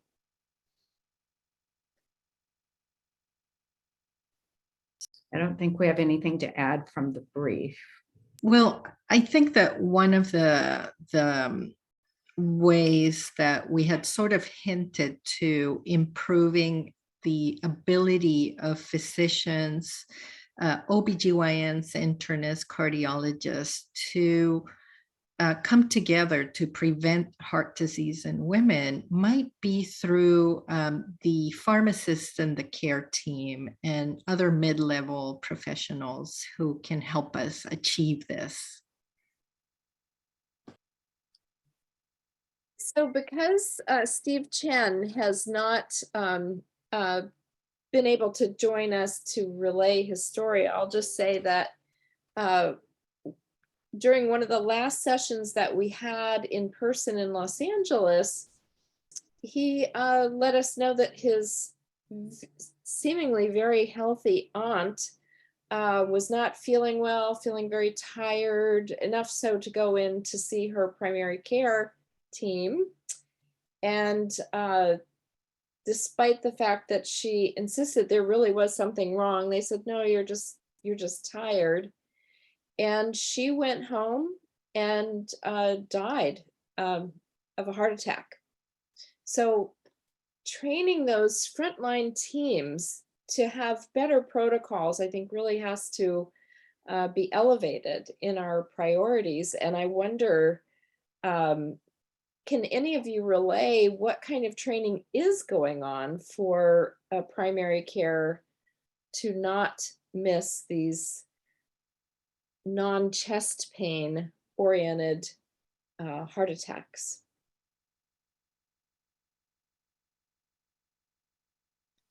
Hattie, unfortunately, I don't think there are any. I know that there are protocols and guidelines for emergency physicians, right? Emergency physicians do have scores where they triage patients when they come into the emergency department that are very well thought out. And in general, they call the cardiologist early and they get those patients seen. But if the patient doesn't go to the emergency room, I don't know that there's a extensive training to other physicians, and that is I think an issue.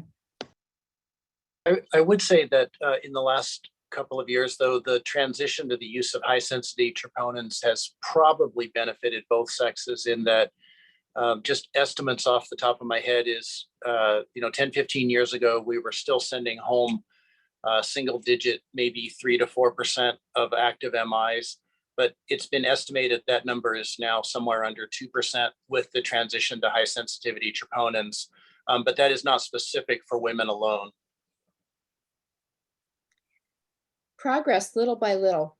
And one of the things that did not make it into our brief yet, and I think it'll just go somewhere else, is the potential for required continuing medical education regarding these critical misses that we're seeing, not just heart attacks, also strokes, especially among younger women.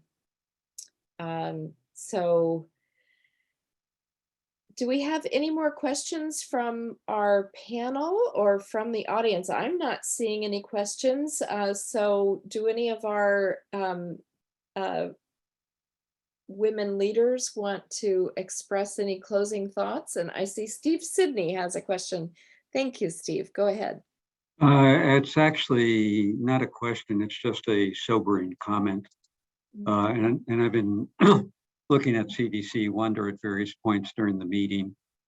And during the last, from 2019 to 2020, our COVID year, both the rate and the number of deaths in young women ages 35 to, I looked at 25 to 44 for this, went up about 21% in that 1 year. It's just really extraordinary numbers. Deaths went from 47,000 to 57,000 in that age group. So that's just a comment. Do you think that was related to comorbidity with COVID? Oh, undoubtedly. Yeah. I mean, undoubtedly it was. Yeah. I thought a related slide really got my attention. In fact, I took a photo of it and I texted it out from Dr. Clancy about the cardiovascular impact of having had COVID with such higher rates. I think it was 63% higher incidence of heart attacks post-COVID. Steve, maybe you can talk a little bit about giving some more detail on that post-COVID research that you've been doing. Let's see if I can find the. Well, I haven't really been, I've just been looking at numbers and reading. But, we talked about it at a recent meeting. There's a lot of factors, going into it. There's, the inflammation, thrombotic tendencies that COVID causes that can result in cardiovascular events, heart attacks, strokes, other entities like that. So I wonder how long the effect lasts, because it said, this is from Dr. Clancy's slide, 72, those with COVID were 72% more likely to develop coronary artery disease, 63% more likely to have a heart attack, and 52% more likely to suffer a stroke. I hope this is not a permanent change. Go ahead, Dr. Stock. So I think that point is very, very important. And an under-recognized population are people who have underlying chronic inflammation, such as people with hyperlipidemias that are not treated, elevated lipoprotein A, post-traumatic stress disorder, which has low recognition, and physicians usually don't ask about it, but those people are at increased risk. And in the post-COVID syndromes, we do see increased cardiovascular diseases, like you had said. And I also wanted to bring attention today to something that we didn't talk about, the 2020 guidelines for women's cardiovascular disease. So I just want to point out, can I share my screen? I brought them up so that people can look at it. Right there, can you see my screen? Yes, okay. So right here, we see that cardiovascular risk screening is recommended within these 3 months postpartum, right? And if Medicare only allows for 6 weeks, a lot of this doesn't get done. And it includes medical history, including breastfeeding, smoking, physical activity, past medical history of hypertension, diabetes, and cardiovascular risk, and recognizing genetics, right? First degree family history of cardiovascular disease, hypertension, diabetes. A physical exam that includes heart rate and blood pressure, body mass index, and waist circumference, and requires laboratory testing, a lipid profile, which should include a lipoprotein a, and I would recommend high sensitivity CRP possibly, diabetes screening, and urine protein to creatinine ratio, which rarely gets done. So I just want to bring this to the attention of the audience and think this should be getting done. So while we have a couple of cardiologists with us, I just now 3 times in today's session, the heart rate has been mentioned, but we have never had a presentation on resting heart rate variability. Could you give us just a little thumbnail sketch, Eveline and Joe, when Eveline is done? So I'll leave that up to Joe. I think he has more studies on physiology of this, but in general, we see that our patients with increased heart rates tend to have more hypertension and more cardiovascular disorders. Variability is something else, is something that we see within a day, and we have to use specific formulas to calculate those. It's not just done in the office. Joe, you are muted. So, I mean, I think the important thing to recognize is that in general, resting heart rate is a function of cardiovascular fitness. And so when the heart is working well and pumping well and the blood vessels are able to relax appropriately, the endothelial health is good, the heart doesn't need to pump as fast as in somebody where the whole system is not working as well. And the reason it doesn't have to pump as fast is because it's just operating more efficiently.